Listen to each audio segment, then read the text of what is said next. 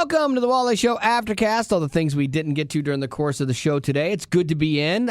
Betty Rock made it in under her own power today. Drove for them.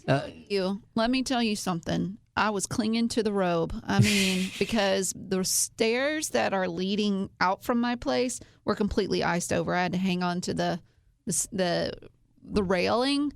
And I mean, my soul could have easily departed from my body. At least you remained upright. Like, I hit the ground so hard when I fell over the weekend on the ice in my driveway.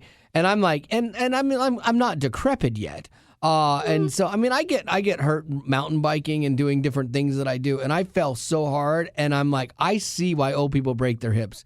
And me not being a milk candidate, because I don't drink much milk, that's going to be horrible. When I get to be in my 70s, I'm going to have brittle bone disease. Did you say me not being a milk candidate? Yeah, I don't like milk. He's milk's not an lactose option. intolerant. Yeah, no, don't get me on that again.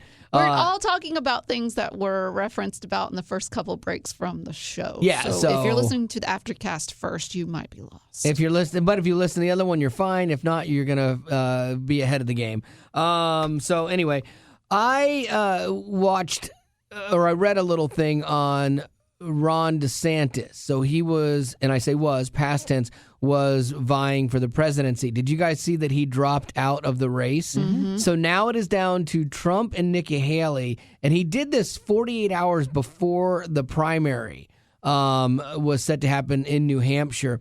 And he said, basically there's not a clear path to victory. And what's interesting about this, though, is that does that actually give Nikki Haley enough of a boost to take on Trump? I kind of don't think so, because DeSantis had like 21%. Nikki had 30%. So this would, if she got everybody that supported him, she would be in good shape to, be head to head against Trump. But I don't think that's going to happen, because even DeSantis, this is what's so crazy about politics. DeSantis, through his support to Trump, the guy he's been maligning and is like, he's the worst, he's a scourge. I don't get it. And then he gives him his support. Well, here's why. I guarantee you this. The Republican Party we're in shambles right now. Like, this is a crazy world, and Republicans need to beat Biden. If you believe in Republicans, you need that. And so what they do is they're like, look, you're splitting the vote too much. He can run away with this thing, but you're causing problems with you and Nikki. We can't get rid of her yet. And so if you'll drop out, or actually I think that there's a contingency that probably want to make a run at challenging Trump. And they say, so if you drop out, then that'll help her have a chance at beating him. Okay. So then maybe we got something here, because there are people that are Republicans that don't want Trump. But then when he throws his support to Trump, what's interesting about that is I think that's DeSantis playing the long game. Oh, for sure. And going, I would like a position in a cabinet somewhere. Oh, I see. I did you a solid. Because politics is all about, one hand washes the other. That's exactly it. And so I could see him going, well, I'm going to stay in it and keep fracturing this thing. And they're like, look, if you drop out, we'll try to give you something in the future, kind of thing. So I don't know, man. It's so interesting. But me and my friends were talking about this just at lunch, because we'll talk about politics a lot. And it is fascinating still, the hold that Trump has on the Republican Party. And I firmly believe it's because the left went so far left with all their lunacy that the right thinks the only way to combat that is to go all the way to the right. Well, and I think, too, that there is no sugarcoating with Trump. Like, he just tells it like it is, and he doesn't care what other people think. And I think... And a lot of people respond to that. Yeah, and I think a lot of Republicans are tired of having to sugarcoat everything for the feelings of the left. The wokeness that we live in right now is insane to me, and the sensitivities you have to dance around. So yeah, it is a welcome breath of fresh air for a lot of people, but it will be 4 more years if he gets it. If he wins and he beats Biden, it is 4 years of just arguing and hate and anger all over your feeds again. The news they'll have news stories to do again that involve the president instead of like just coddling him. So they'll be doing that. It will be George Stephanopoulos from ABC is going to be the happiest he's ever been. Like, good. Finally, I get to do some real news, and let's get him. I thought you were going to say that he was going to be the maddest he's ever been because he's not a Republican. Well, he hasn't had anything. He can't, like, hey, I'd like to do a story about Biden not doing something good at the border. I'm sorry, we can't do that, George. We don't want to make Biden look bad. Nuts. And he just goes back to his green room. So, like, he'll be so happy. And the minute he gets the election, if he gets it, then they'll start impeachment process somehow. Because they'll bring up January 6th. And they're like, you should never have been, like in Colorado, they kept him off the primary ballot.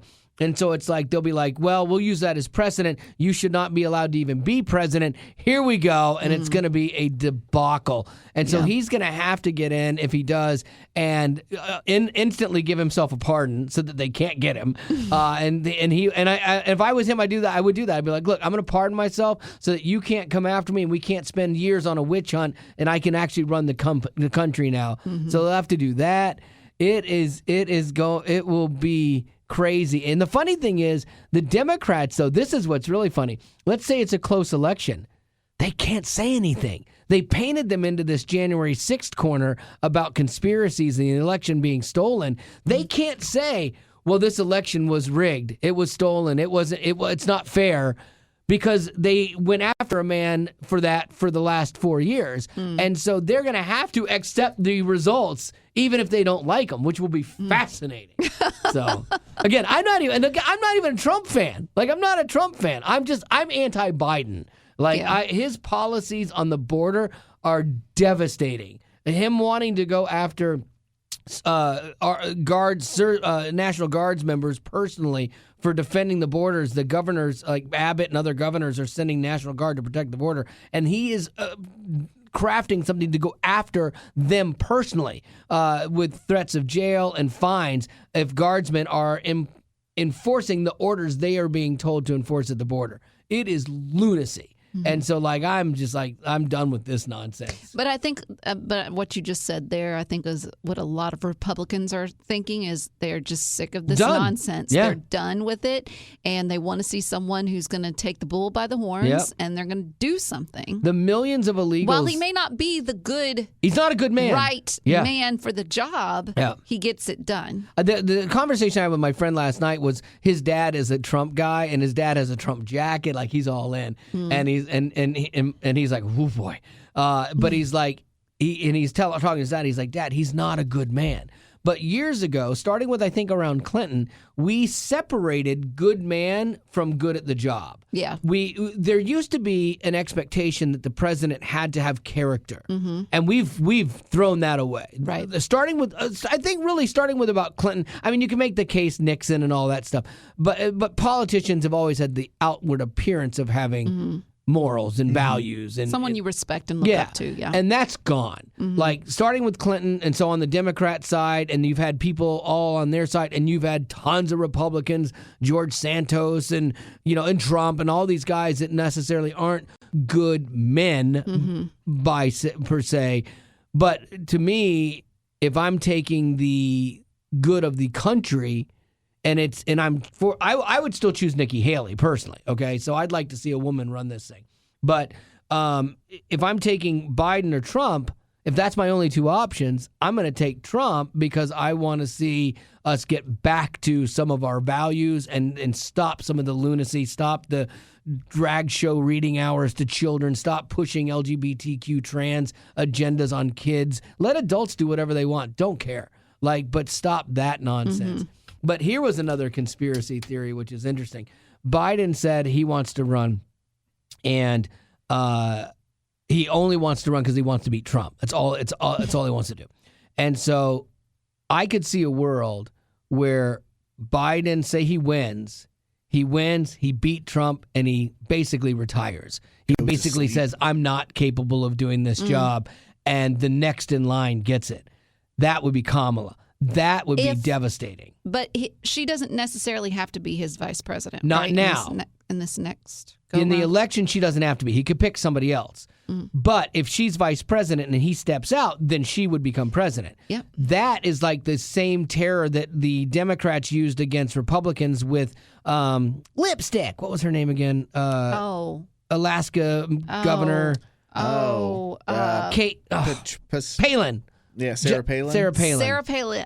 Maverick. We're Mavericks. We're just Mavericks out here. But they were all like, if McCain dies, then we're stuck with her. And you don't want that. They put that fear. McCain was going to live. McCain was a baller. He survived Vietnam, man. Come on.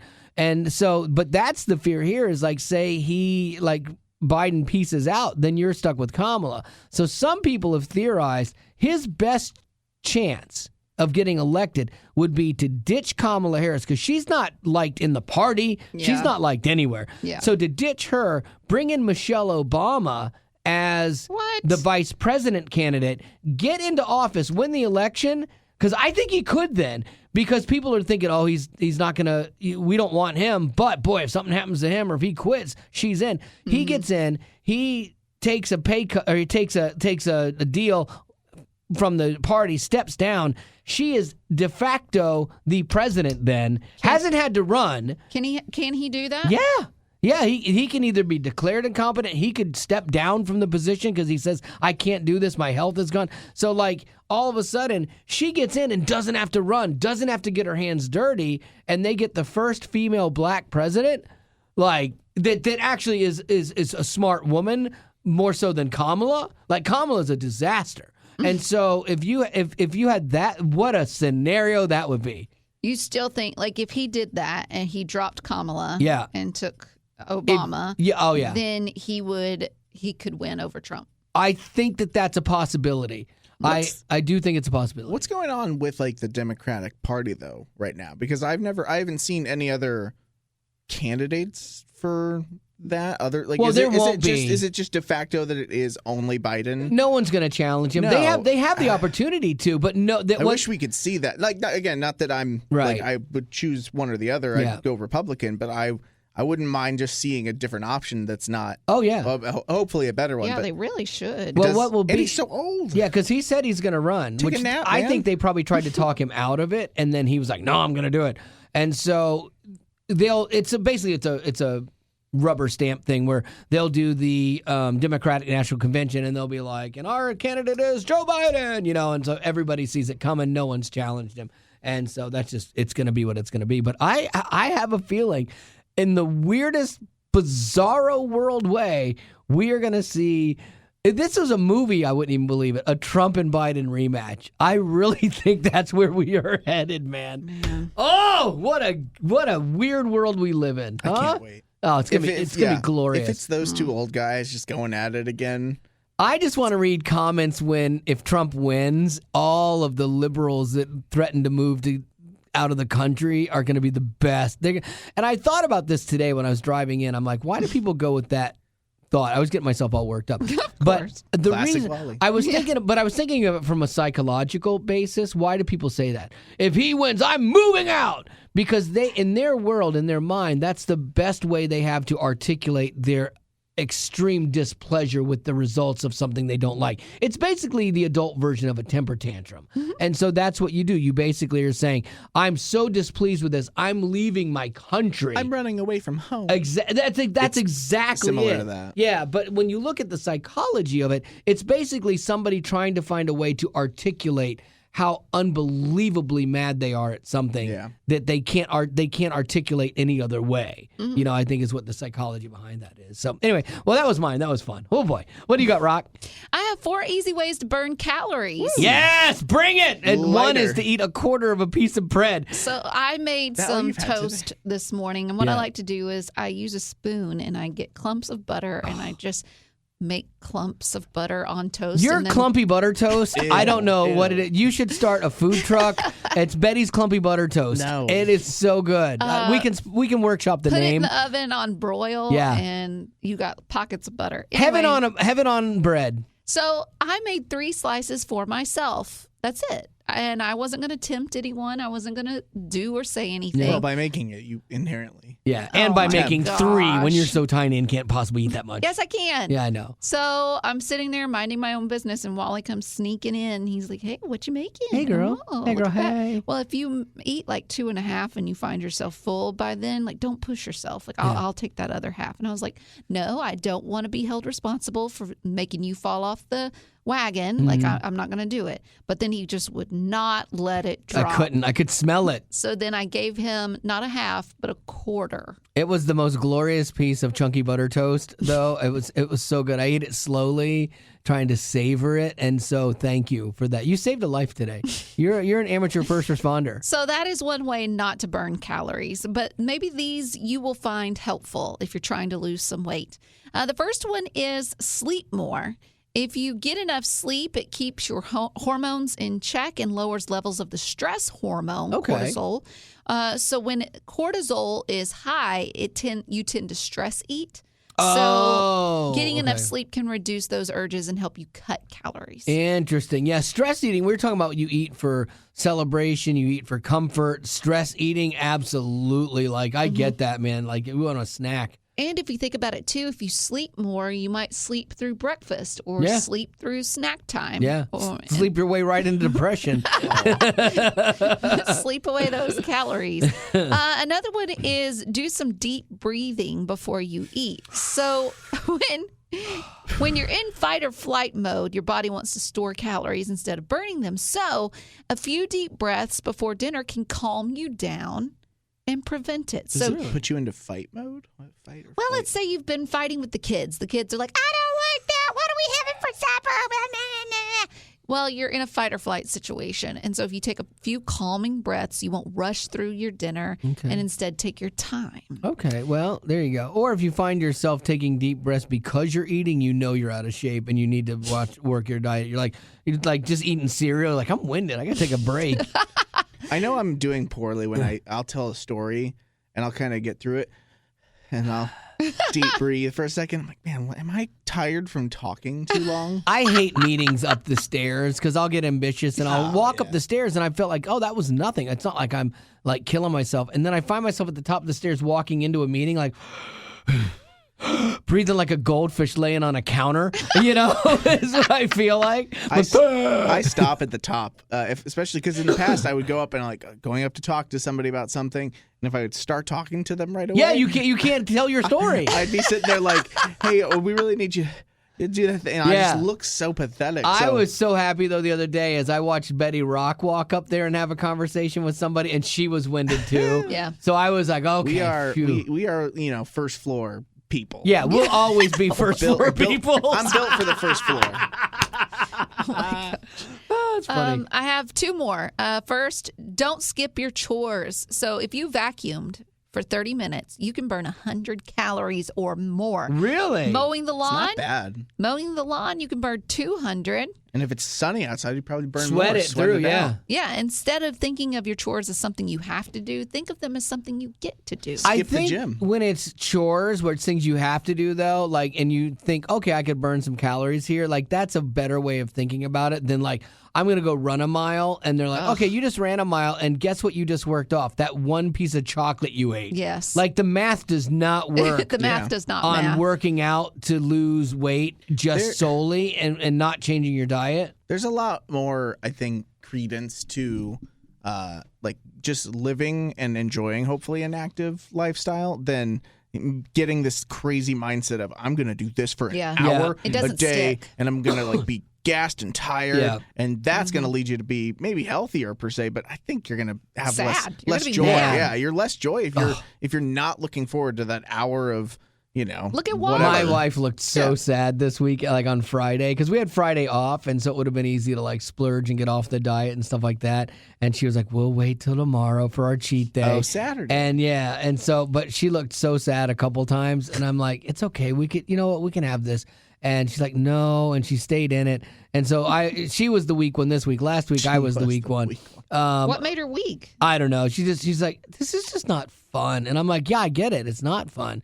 It's not fun at all." And then when you're staring down the barrel of slower results, and then you're like, "Well, do I stay in this? Do I not?" But then you undo what you've done, and so. What did y'all do on your cheat day? That was the thing. We didn't go nuts. So that was a good thing because we always go out on Sundays with friends after church too. So we opted to not go nuts on Saturday and had like 2 basically half days, so it equals 1 cheat day kind of thing. So that's my math. Weight loss math. Yeah. Now weight that loss doesn't math. count for the Coke or the coffee that I splurge on, but we did a half cheat day here and a half cheat day there. Perfect. You've done good with your coffees and Cokes, though. Yeah, I mean, all of last week we were so held up that I feel like we didn't actually do. Did we go? No. And I wasn't none of us went out for breakfast or anything. I wasn't. McDonald's. We did McDonald's that one day, but I had half a McGriddle, but no Coke. Out, I went out. But but I didn't do Cokes during the week still, even at home. I did it on I only had it on my cheat day. And then I think the problem though is that, with not sticking to it, because there's no way you can stick to this for the rest of your life. No, I can't. No. And so there's got to be a way to find a way to do this without making it so extreme. That's what I was telling her. I said I got to get to the place where I'm happy with the result. But then I have to find the moderation where it's not like deny everything. Because she's like, I don't like where we just deny everything and life isn't fun. Right. And I'm like, I get that. And I'm being more extreme about it than like she would be because I'm just wired that way. And so I do understand that. And so for me, once I get there, it's that balance of maintaining and letting loose a little bit without letting go. I think that there has to be, for dietary stuff to be fun, but also still somewhat decent, you do still have to balance it with good exercise. That's the annoying part, because if you do exercise, you allow yourself the ability to eat more calories because you're burning them. But if you're trying to lose weight solely through food and intake, I think that's going to lead you to those just annoying days. Yeah, because it's not sustainable long term to go like where you're trying to lose weight and you cut your calories down to like under 2,000 or something. And it's to hard. Do that long term, that is hard. How far off do you think you are from your goal weight? I'm only 5 pounds off, I think, something like that. So I mean, I could theoretically knock it out in a few weeks if I really hunkered down. Do you have a dream range though? Because I feel like people have like the one number, but I'm content with a 10-pound range when it comes to the perfect version of myself. I'm sitting at 175 right now. Yeah, you're perfect the way you are. I'm sitting at 175 right now, and I could be okay being at 175. Right. I don't want to be any heavier than that. I'd rather be 170. Sure. And so that's my goal is 170. Anywhere from seeing a 1.6 something in there would be great, even if it's a 1.698. I would be great. That's a victory. That's a win. What's the heaviest you've ever been? I was 181. And so that's a lot for me being 4'11". So that was the heaviest I've been in a long time. And it's not easy too, because I run into people that I haven't seen in a while. And they're like, man, have you lost weight? I'm like, I'm the heaviest I've ever been. What is, you're lying to me. There's no way I look smaller, And so, I don't know. I don't get it, but I'm trying. Still in it. One more thing is if you talk on the phone, pace around. I do that all the time. Those steps will help you burn calories. Yeah, I can't sit still and be on the phone. I have to walk. I'll walk outside. If I take a phone call in a restaurant, I walk outside so I can pace and not drive people nuts. I always do that. And it doesn't even have to be a hard, difficult, stressful phone call either. I just do that. I walk around my house. If I'm not doing anything, with I pace. Shoes on. With my shoes on. Yeah. Absolutely. You got any birthdays, Rock? I do. I have Elijah the Great, older brother. Love him. Wants to wish his younger sister Meredith a happy birthday. She's celebrating today. He said Meredith is sweet, loving, and kind. She loves crafts, Star Wars. Nice. Star Wars Rebels. It's a good show. And her family. So that's cool. Super cool. Ashley, her husband Hagen. Oh, I used to have a news guy named Hagen. Huh. Celebrated a birthday yesterday. Said he's an amazing husband who loves listening to the Wally Show and the Hardcore History my Hagen, podcast. But I'm sure it wasn't because my Hagen was crazy as all get out. He collects Hot Wheels, nice, building Legos, and working on his 1967 Cougar. Ooh, nice. Definitely not my Hagen. My Hagen news guy collected hand grenades, and I'm not making it up. Yeah. Was he married? No. Oh gosh, that's scary. Yeah. He was a scary piece of work. Mm-hmm. We did a thing one time at a haunted house. We did a live broadcast from a haunted house where we stayed overnight in this haunted house, and I hated it. I didn't want to do it. They were doing Can you imagine Gavin? When Halloween rolls around, we should take Gavin through a haunted house. Like Ellen used to do with her producer. And have a camera on him the whole Oh my gosh. But we had to choose a scary one because we did one last year that was like that, but they had us shoot paintballs at them. Oh too. yeah, the one down Miller's Thriller. That one, yeah. it's not so much freaky because you have the weapon, but that's good. if you don't have anything to defend yourself with. No, you can be like Wally when he took he was with his daughter and her friend, and they were both 16. It was at the same place, and he let the 16-year-old guard him from. No, I didn't let her guard me. I pushed her in front of me and held her in front of me. Like Savannah will never be the same. So funny. But we went to this supposedly real haunted house, and they did a seance and everything. And I hate that stuff. I don't mess with that. I hate that stuff. But Hagen decided to get drunk because this was a mainstream show. So Hagen is in this haunted house drunk, walking up and down the halls with an axe, yelling to God or the devil to do their worst. Oh my gosh. Yeah, like this. I mean, this was the guy I worked with, you know. But that boy, he even kept a job is amazing. Oh, he was so good at his job. What was his job? He was our news guy, and he was really good. Like we couldn't find anybody better than him. How old was he at the time? Oh, at the time, let's see, I was in my 20s, my late 20s, and he was probably 35, 40 by then. Oh my gosh, is he still alive? I doubt it. He sounds like he has some big issues to work out. But I love that guy. I like all the messes, man. Like some of the messes were my best friends. All right. No. What else? Not all right. All right, what else? Ashley has a few would you rather questions. Okay, I got to do them quick because I have to jump in a meeting. Oh, that's right. Okay, one for each of us. Gavin, Harry Potter or Star Wars? Harry Potter. What? Yep. Wow, that was Nerd quick. alert. No, wow, yeah, you didn't even hesitate. House of Griffin, I did. Gryffindor. Okay, Wally. What? You have to either pick your creativity or eating sugar. Oh. That's a really good question. I'm gonna go. I'm gonna go sugar. Really? Yeah, because I love sugar so much. What my plan would be then is to just keep creative people around me, like you guys, and then I would just be the straight guy, and I'd settle to not be funny anymore, and be like, okay, and I'm like, hey, what'd you guys create today? Well, he's eating candy. Well, I'm eating like mouthful of caramels. We couldn't hear you. Your mouth is full of caramels. That shows breathing you have a over really there. big problem. I do have a big problem. And then mine's, she said, Buc-ee's or Catfish Camp. Ooh, tough call.